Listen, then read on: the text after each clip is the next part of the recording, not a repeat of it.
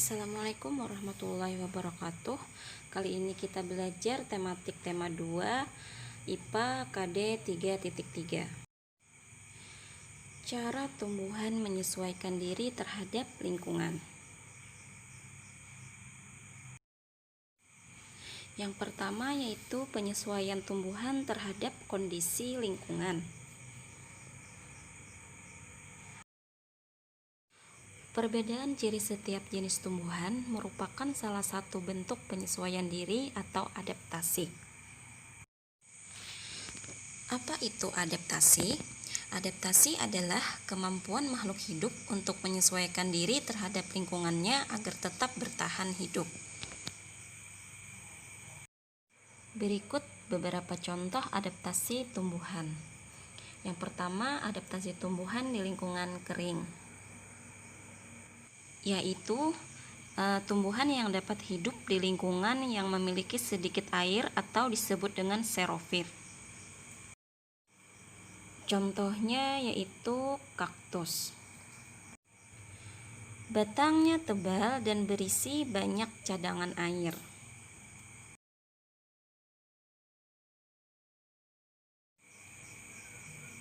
Biasanya akar panjang karena untuk mencari sumber air.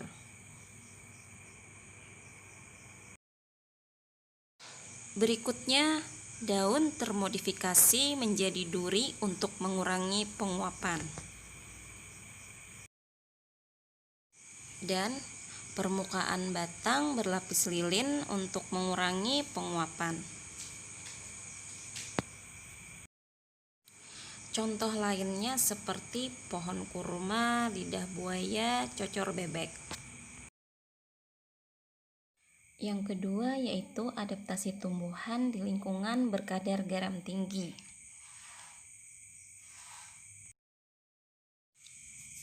Dapat hidup di lingkungan seperti laut, muara sungai, dan pantai. Dengan kadar garam tinggi bisa disebut dengan halofit. Contohnya tumbuhan bakau. Ada jenis bakau yang memiliki akar nafas untuk memperoleh oksigen dan juga memiliki akar panjang untuk penopang dan untuk menahan terjangan ombak. Daunnya kaku dan tebal. Permukaan licin untuk mengurangi penguapan dan menyimpan air. Bagian bawah daun memiliki kelenjar untuk mengeluarkan kelebihan garam. Yang ketiga yaitu adaptasi tumbuhan di lingkungan air.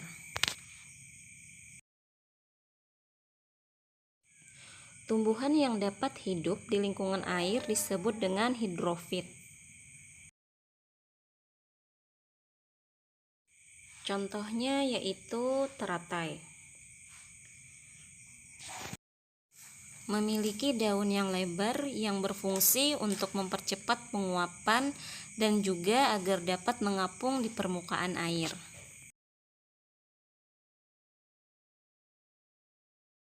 Contoh yang kedua yaitu eceng gondok.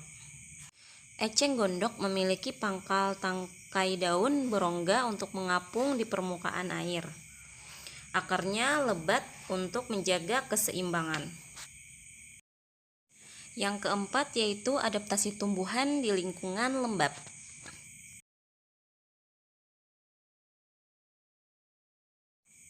Tumbuhan yang dapat hidup di lingkungan lembab disebut dengan higrofit.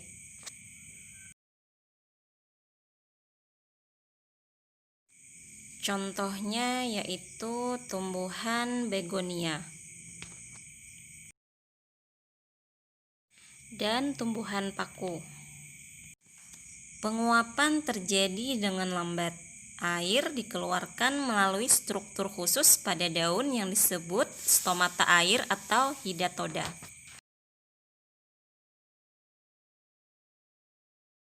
Kemudian yang kelima yaitu adaptasi tumbuhan di lingkungan miskin nitrogen.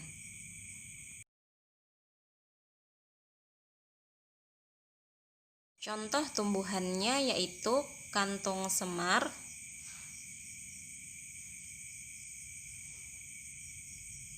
dan tanaman Venus.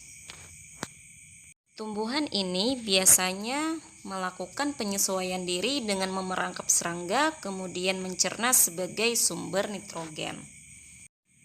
Selanjutnya yang kedua yaitu penyesuaian tumbuhan untuk berkembang biak. Selain untuk bertahan hidup, adaptasi juga membantu perkembangbiakan atau reproduksi. Contohnya yaitu sebagai berikut. Yang pertama, bunga Rafflesia. Bunga Rafflesia mengeluarkan bau busuk untuk menarik perhatian serangga sehingga membantu penyerbukan. Kemudian mawar, melati, dan anggrek. Memiliki mahkota bunga berwarna mencolok dan kelenjar nektar untuk menarik perhatian serangga yang membantu penyerbukan. Contoh berikutnya yaitu bunga dandelion. Bunga dandelion memiliki benih yang sekaligus buahnya dengan struktur tambahan seperti serabut halus agar mudah terbawa angin. Jika benih jatuh di tempat yang sesuai, maka akan menjadi tumbuhan baru. Selanjutnya yang ketiga, cara tumbuhan melindungi diri. Berikut beberapa contoh penyesuaian diri yang dilakukan tumbuhan untuk melindungi diri dari pemangsa. Yang pertama yaitu memiliki duri. Contoh tumbuhannya adalah mawar, salak, dan durian. Contoh lainnya yaitu bougainville, rotan, kaktus, dan putri malu. Yang kedua, memiliki rambut halus. Berfungsi untuk menimbulkan rasa gatal bila disentuh. Contohnya yaitu bambu, jagung, dan tebu. Yang ketiga yaitu daun yang tajam. Misalnya terdapat pada tumbuhan nanas, lidah buaya.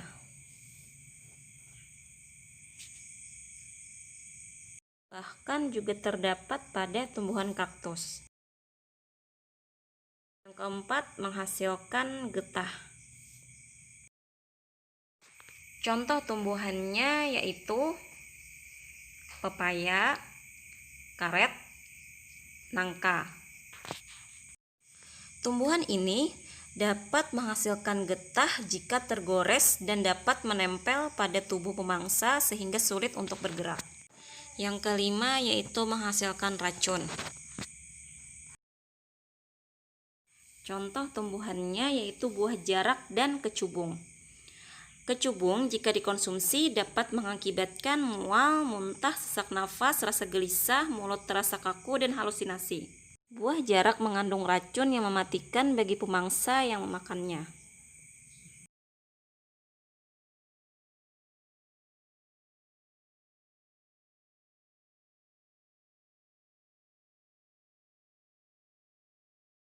Selanjutnya yaitu cara hewan menyesuaikan diri terhadap lingkungan. Secara umum, tujuannya untuk mempertahankan hidup. Secara khusus, tujuan penyesuaian diri hewan adalah sebagai berikut. Yang pertama, memenuhi kebutuhan hidup. Yang kedua, mengatasi kondisi lingkungan yang ekstrim. Yang ketiga, melindungi diri dari pemangsa. Berikut beberapa contoh penyesuaian struktur tubuh hewan terhadap lingkungannya. Yang pertama yaitu struktur gigi. Yang pertama, struktur gigi hewan karnivora tersusun atas gigi taring yang sangat tajam. Yang kedua yaitu hewan omnivora atau keduanya tersusun atas gigi seri, gigi taring, dan gigi geraham. Dan yang ketiga yaitu hewan herbivora tersusun atas gigi seri dan geraham. Yang kedua yaitu bentuk paruh. Misalnya pada burung elang yang kokoh, runcing, dan tajam. Sedangkan burung pelikan memiliki paruh panjang dan berkantong.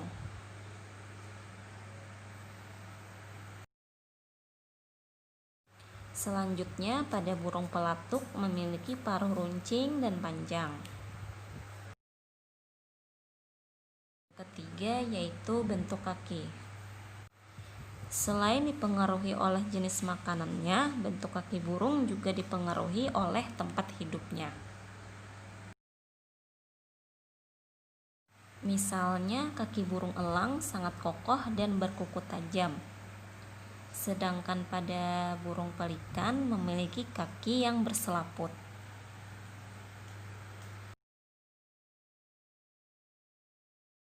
Yang keempat yaitu bentuk mulut. Jenis mulut serangga dibedakan menjadi 4, yaitu mulut pengisap, contohnya pada kupu-kupu,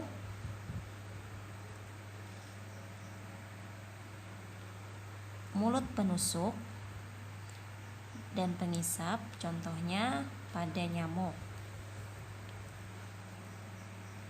mulut penjilat, contohnya lalat dan lebah, dan mulut penggigit, contohnya belalang dan semut.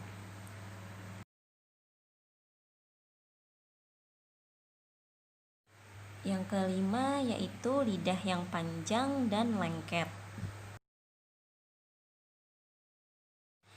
Beberapa hewan contohnya seperti cicak, bunglon, dan landak semut.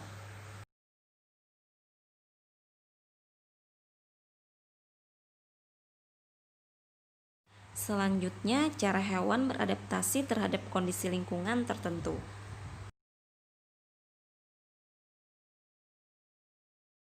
Yang pertama yaitu unta, merupakan salah satu hewan yang hidup di daerah gurun yang panas dan kering.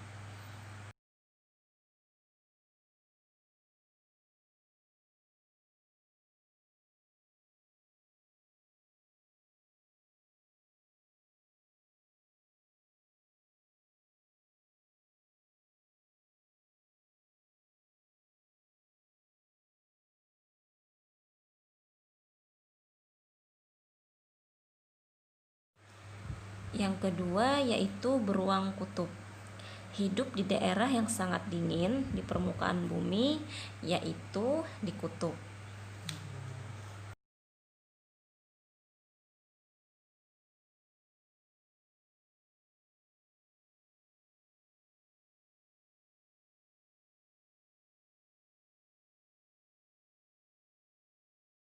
Yang ketiga lumba-lumba dan paus.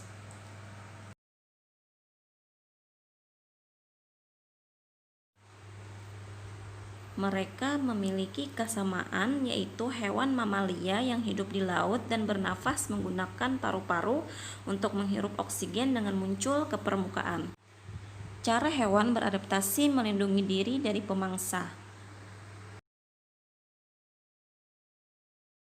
Yang pertama yaitu cicak dan tokek memiliki telapak kaki yang berperekat sehingga dapat merayap di dinding dan memiliki kemampuan autotomi memutuskan ekor. Yang kedua yaitu bunglon memiliki kemampuan mimikri atau mengubah warna.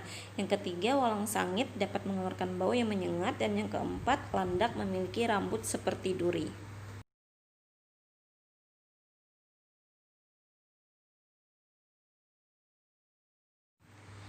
Yang kelima yaitu kalajengking memiliki sengat beracun. Yang keenam cumi-cumi dapat menyemprotkan cairan berwarna hitam. Yang ketujuh ikan buntal memiliki kemampuan menggembungkan tubuhnya, dan tubuh memiliki duri-duri yang beracun. Yang kedelapan terenggiling dan kaki seribu memiliki struktur kulit yang keras dan dapat menggulung diri.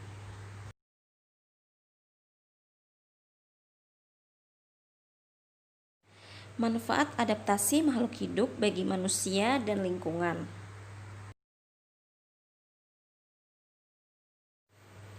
Manfaat tumbuhan bagi manusia dan lingkungan.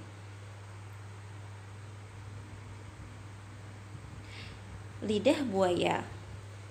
Lidah buaya dapat menyerap populasi udara di sekitarnya dan dagingnya sering dimanfaatkan oleh manusia untuk penyembuhan luka luar. Dan yang kedua, tumbuhan bakau memiliki akar yang berfungsi mencegah abrasi di pantai. Perairan di sekitarnya menjadi tempat hidup hewan laut seperti ikan dan udang.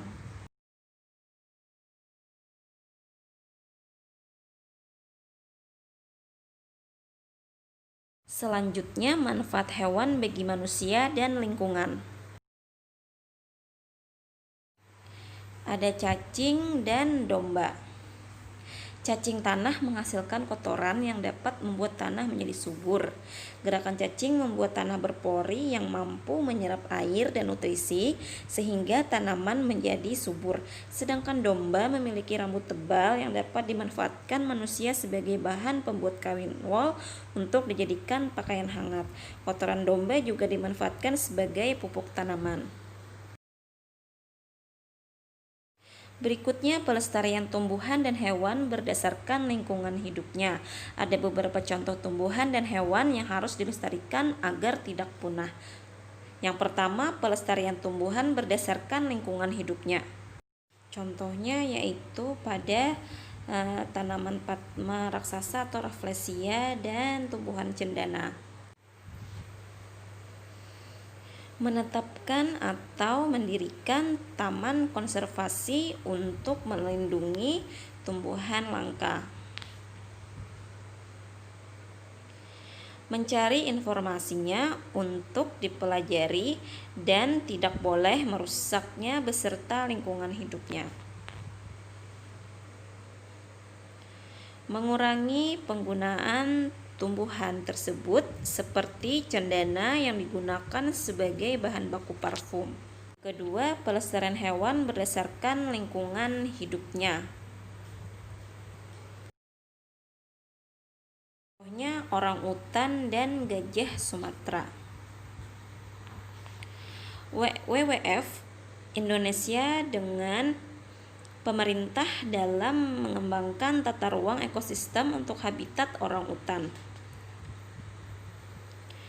Penangkaran di Bukit Lawan, Sumatera dan di Tanjung Puting, Kalimantan.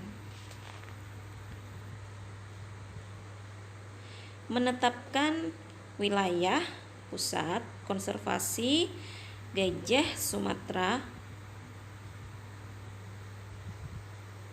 Taman Nasional Waikambas di Lampung dan Taman Nasional Teso Nilo di Riau.